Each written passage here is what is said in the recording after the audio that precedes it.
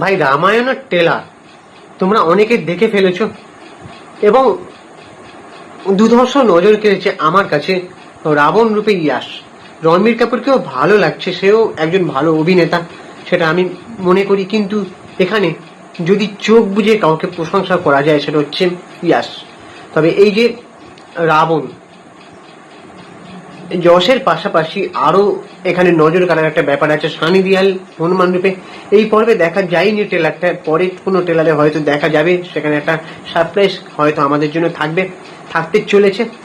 এবারে আজকে আলোচনা করবো যে 300 কোটি বাজেটের রামায়ণে রাম, রণবীর এবং ওদিকে রাবণা, ইয়াশ, এরা মোট কত টাকা পারিশ্রমিক পেয়েছেন। সূত্রের খবর নিয়ে আজকে আলোচনা করবো। চলো, আমি সুপ্রিয় রয়েছি তোমাদের সঙ্গে এবং আমাদের ইউটিউব চ্যানেলটাকে একটা সাবস্ক্রাইব করে দাও, ভিডিওটাকে একটা লাইক দাও, পুরো ভিডিওটা স্কিপ না করে দেখো। এতদিন আমি লং ভিডিও ছাড়তে পারছিলাম না কিছু প্রবলেমের জন্য, সো আবার চলে এলাম। চলো, আজকে রামায়ণে যত দেখছি মুগ্ধ হচ্ছি। ইয়াশকে আমার বারবার ভালো লাগছে, আমার ব্যক্তিগত, অনেকের সাথে মত নাও মিলতে পারে। তবে ইয়াশ যে টক্সিক সিনেমাটা আনছেন পরিচালক গীতু মোহন দাসের, সেখানের থেকে আমার মনে হয় এই সিনেমাটা ইয়াশকে বেশি টক্সিক লাগছে। ইয়েস, তবে এখন রামায়ণের গল্পের সঙ্গে এই গল্পের কতটা জগা কিছু রয়েছে সেটা নিয়ে না হয় পরে বানাবো, কারণ রামায়ণের সত্যিকারে যারা পড়েছেন তারা বুঝতে পারবেন। এখন যদি মেকিং এবং মানে কি বলবো, আপনি যদি এন্টারটেনমেন্ট চান তাহলে এই ছবি আমার মনে হয় দুদর্শ বক্স অফিস দিতে চলেছে। আপনি লিখে নেবেন দুদর্শ বক্স অফিস দেবেন। আর এই ছবিটা আমার মনে হচ্ছে ইয়াসের জন্যই বেশি লোক দেখতে যাবে। সানি দেওয়ালের লুকটা এখন আসেনি, দেখা যাক কি হয়। এই যে নিতেশ তিওয়ারি রামায়ণের পার্ট 1-এ অভিনয় করেছেন বলিউড ও দক্ষিণের এক ঝাঁক তারকা। বহু প্রতীক্ষিত এই ছবির তারকাদের পারিশ্রমিক নিয়েও নাকি একটা আগ্রহ আছে মানুষের মনে, যে কে কত টাকা পারিশ্রমিক পাচ্ছে অ্যাকচুয়ালি এই এত বাজেটের সিনেমা। আর ইয়াশ, সে তো যা বক্স অফিস দেয়, সে এই ছবিতে রাবণের রূপে, আবার সে তাহলে কত পারিশ্রমিক নিতে পারে। তো বেশি পারিশ্রমিক তাহলে কার পকেটে, সব থেকে বেশি পকেটে কার গেল? মিডিয়া রিপোর্ট অনুযায়ী জানা যাচ্ছে যে রামায়ণের জন্য মোট 150 কোটি টাকা পারিশ্রমিক নিয়েছেন নাকি রাম রণবীর কাপুর, যেটা শোনা যাচ্ছে আর কি। অর্থাৎ প্রতিটি পর্বের জন্য বরাদ্দ 75 কোটি টাকা। রাম রাবণের পারিশ্রমিক একে যুদ্ধে কে এগিয়ে চলে, মানে রাম না রাবণ? জানা যাচ্ছে যে প্রতি পর্ব পিছু 50 কোটি টাকা নাকি পারিশ্রমিক নিয়েছেন রাবণ যশ, মানে ইয়াশ, বাংলায় যশ বলা হয়। অর্থাৎ দক্ষিণী অভিনেতা ইয়াশের মোট পারিশ্রমিক নাকি 100 কোটি। এছাড়াও ছবির সহ প্রযোজক হওয়ায় লাভ্যাংশ পাওয়ার একটা সম্ভাবনাও রয়েছে। এবারে এই ছবিতে হনুমানের চরিত্রে অভিনয় করেছেন সানি দেওয়াল। প্রথম পর্বের ট্রেলারে হনুমানকে দেখা যায়নি, পরের পর্বের ট্রেলারে আসতে পারে হনুমানকে একটা সারপ্রাইজ রাখা হতে পারে। তো তাই দ্বিতীয় পর্বের নির্মাতারা সানি দেওয়াল আত্মপ্রকাশ ঘটাবেন বলেই মনে হয়। হনুমান চরিত্রের পাশাপাশি সানি দেওয়াল নাকি মানে এই অভিনয়ের জন্য সানি দেওয়াল নাকি 40 কোটি টাকা পারিশ্রমিক দাবি করেছেন বলে শোনা যাচ্ছে। আর লক্ষণের ভূমিকায় অভিনয় করেছেন রবি দুবেকে তোমরা অনেকে চেনো। তো শোনা যাচ্ছে লক্ষণের চরিত্রে অভিনয়ের জন্য 2 থেকে 4 কোটি টাকা পারিশ্রমিক পেয়েছেন। রাজা দশরথের চরিত্রে একজন আছেন তো অরুণ গোবিল। এই রাজা দশরথের চরিত্রে একজন আছে কেন বললাম, মনে পড়ে তোমাদের আগে যে রামায়ণ যে সিরিয়ালটা হতো টেলিফিল্মে, আমরা ছোটবেলায় দেখতে বসে যেতাম।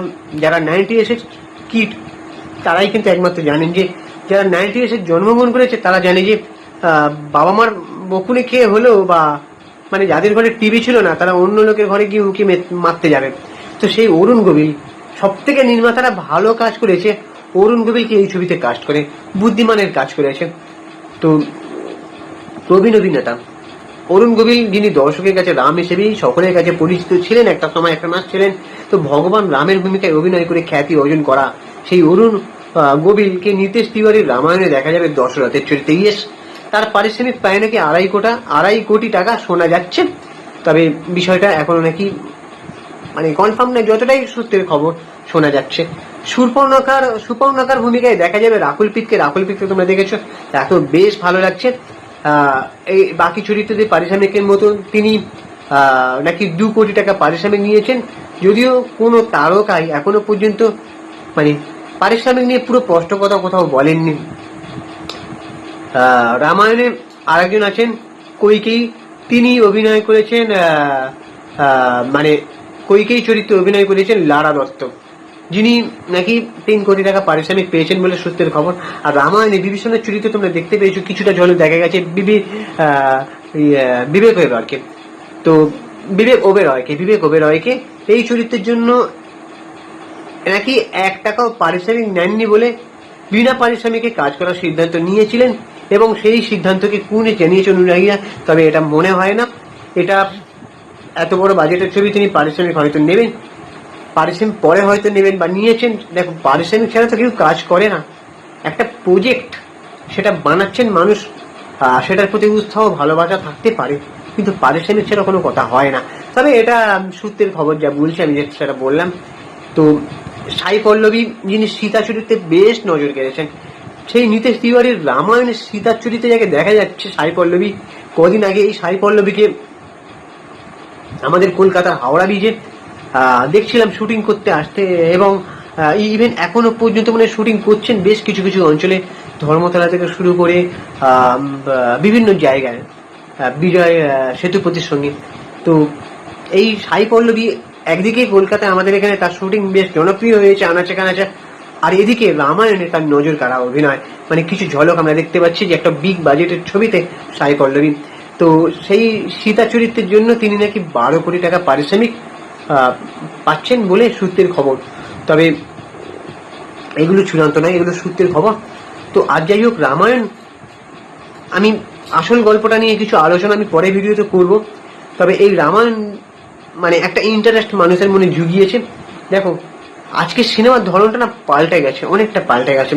যেমন তোমরা দেখতে পাচ্ছ, বা আমরা সকলেই দেখতে পাচ্ছি যে কোথায় টলিউড আর কোথায় সাউথ বা বলিউড। সাউথ তো অনেক আগে এগিয়েছে, তো বলিউড সাউথের সঙ্গে টেক্কা দিতে মানে কিরকম বড় বাজেটের সিনেমাগুলো এক এক করে আনছে। কদিন আগে আমরা দেখেছিলাম, কয়েক মাস আগে, ধুরন্ধর, মানে বক্স অফিস তাক লাগিয়ে দিল, বিগ বাজেটের সিনেমা। এদিকে আবার মানে রামায়ণা। তো এইরকম ভাবে সিনেমার ধরনটা না এখন পাল্টে গেছে। এখন বাজেট বেশি হবে, ঝাঁ চকচকে মেকিং হবে, আর তোমার গল্প থাকবে, আর মানে কি বলবো, বেশ মানে নজর কাড়া অভিনয়, নজর কাড়া লুক অ্যান্ড ফিলটা থাকবে। তো এই দিয়ে যখন এগিয়ে যাচ্ছে, যখন টলিউডের বড় শিক্ষা কিন্তু আমরা দেখতে পাচ্ছি, টলিউডকে চরম শিক্ষা দিচ্ছে সাউথ বলিউড দুজন মিলে, কিন্তু তবুও যেন টলিউডের শিক্ষা হচ্ছে না। টলিউডে যদি কোনোদিন রামায়ণ বানানো হয়, জিতকে যদি রামের ক্যারেক্টার দেওয়া হয়, আর রাবণের ক্যারেক্টারে প্রসেনজিৎ চ্যাটার্জি আমাদের টলিউডে যে আছে এখন, কারণ তার দাড়ি লুকে ভালো লাগবে। যদিও এটা আমরা কল্পনার স্বপ্ন দেখছি, কিন্তু তাও। তবে হ্যাঁ, এই রামায়ণ সিনেমাটা দেখার জন্য কারা কারা ইন্টারেস্ট আছে জানো? আমি বলছি, এই সিনেমা ব্লকবাস্টার হয়ে ছিটকে বেরিয়ে যাবে। তো এখন সিনেমার ধরনটা এইভাবেই চলবে। বলিউড একটা করে সিনেমা আনবে, হয়তো সব সিনেমা আনবে, কিন্তু এক একটা এমন সিনেমা আনবে সে তুফান বয়ে যাবে, তুফানের মতন বেগে আসবে সাউথও। তো টলিউড এখনও সেই ধামাকা কবে দিতে পারবে আমার ঠিক জানা নেই। এবার বাকি তোমাদের কি অপিনিয়ন তোমরা অবশ্যই জানাও, এবং আমাদের ইউটিউব চ্যানেলটাকে সাবস্ক্রাইব করে দাও, ভিডিওটাকে লাইক দাও। আমি ইনস্টাগ্রামে রয়েছি সুপ্রিয় পৌঁছলে সিনেমা, ভিডিওটা লাইক করো, শেয়ার করো। চলো টাটা, দেখা হচ্ছে পরে ভিডিওতে।